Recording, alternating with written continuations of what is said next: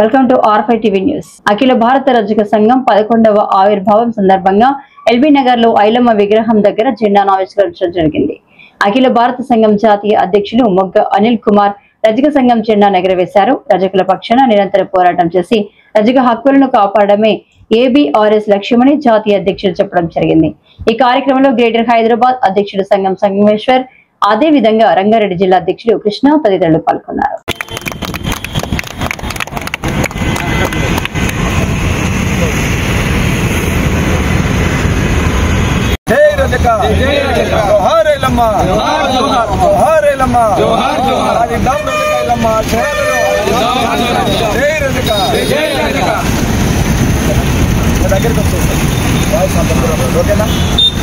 ఈరోజు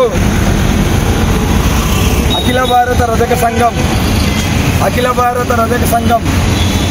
స్థాపించి నేటికి 11 సంవత్సరాలు పూర్తయిన సందర్భంగా ఈరోజు ఎల్బీనగర్లో ఉన్నటువంటి ఐలమ్మ విగ్రహం దగ్గర ఈరోజు అఖిల భారత రజక సంఘం జెండాను ఆవిష్కరించడం జరిగింది.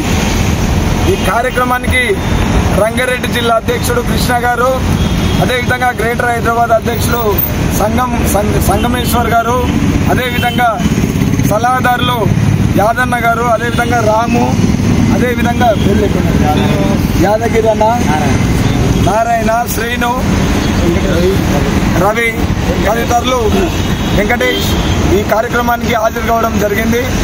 అఖిల భారత రజక సంఘం లక్ష్యం ఆనాడు 2014లో ఈ సంఘాన్ని స్థాపించినప్పుడు రజకులకు మేలు జరగాలి, రజకుల కోసం ఏదైనా చేయాలి, రజకులు తలెత్తుకొని బతకాలని ఆనాడు సంఘాన్ని స్థాపించడం జరిగింది.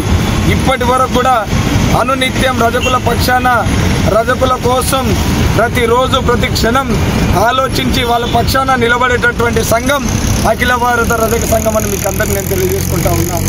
అదేవిధంగా ఎక్కడ ఏ అన్యాయం జరిగినా, రజక బిడ్డలకు అన్యాయం జరిగినా, రజకుల మీద దాడులు జరిగినా, అటు ఆంధ్రప్రదేశ్ కానీ ఇక్కడ తెలంగాణ కానీ ఇతర రాష్ట్రాలలో కానీ ఎక్కడ రజకులు ఆపదలో ఉంటే వాళ్ళ పక్షాన నేనున్నానని ధైర్యం ఇచ్చేది అఖిల భారత రజక సంఘం అని చెప్పేసి మీకు అందరికీ నేను తెలియజేసుకుంటా ఉన్నా.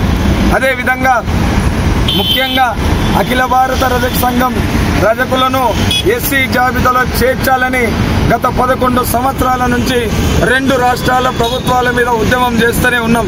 మళ్ళా కూడా చెప్తున్నా, రజకులను SC జాబితాలో చేర్చే వరకు అఖిల భారత రజక సంఘం నిరంతరం పోరాటం చేస్తూనే ఉంటుంది. దాంట్లో వెనకడిగేసే ప్రసక్తి లేదని చెప్పేసి చెప్తా ఉన్నా. ఒక్క నిమిషం చేకూరుస్తున్నట్టుంది కదా, ఆగు.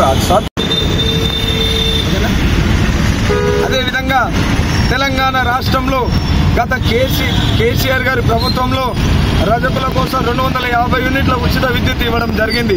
ఇప్పటి వరకు కూడా రజకుల కోసం ఇస్తున్నటువంటి 250 యూనిట్ల ఉచిత విద్యుత్ బకాయిలు కూడా ఇప్పటి వరకు రాష్ట్ర ప్రభుత్వం చెల్లించలేదు. తప్పనిసరిగా రాష్ట్ర